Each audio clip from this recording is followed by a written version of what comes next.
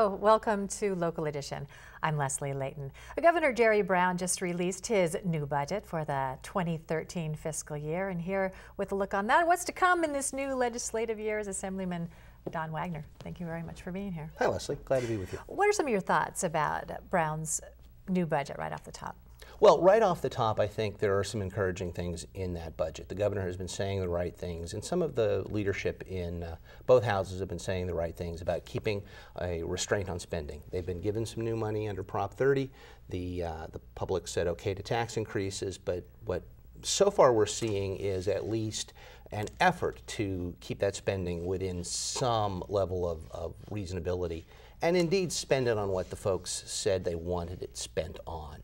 We'll see if that lasts throughout the whole legislative season, but initially I'm a little bit encouraged. From a pedestrian point of view, how is it that he's talking about all these cuts to programs, but the budget has increased about $6 billion from last year? Well, basically what you're seeing is that most of those increases are to be spent on education.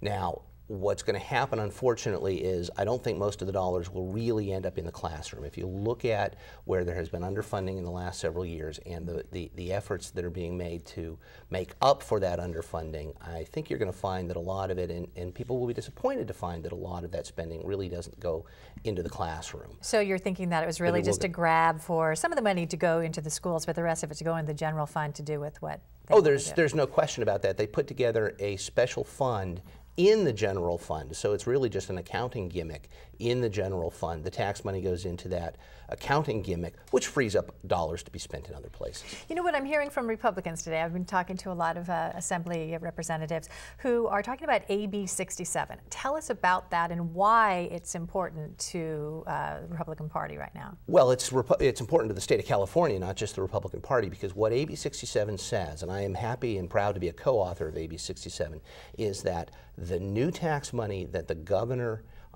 got from the people is in fact going to go to education. And one of the ways that we can assure that they hold the line is through AB 67. And what AB 67 does is it freezes UC and CSU tuition for the next 7 years. Prop 30 is a 7-year tax increase, and the governor said, if you give me that money, I'm going to be able to hold the line on education.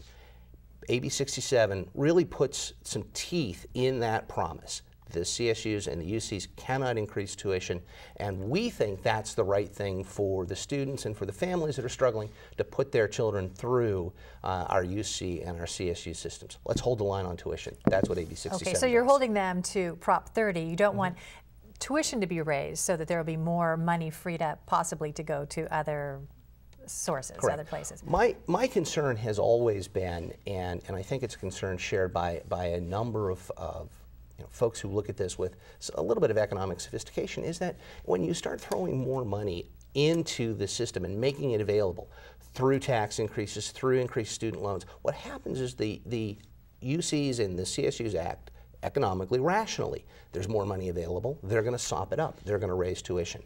Well, there's more money available through Prop 30. We are saying, no, you cannot use that as an excuse to now go raise your tuition. We're going to hold you to tuition levels from the past that were in effect when Prop 30 was passed, and we are going to try to make sure you and all of us live within our means. Okay, and you're entering this new legislative session with a supermajority in the Democrats in Sacramento. How do you see it affecting business as you move forward this year? I'm a little worried. The bottom line is that there will be enormous pressures from the constituent groups that have long been constituents, frankly, of the Democrats, and get a lot of their funding from the Democrats and from their social programs. Thank you for joining us. I'm Leslie Leyton.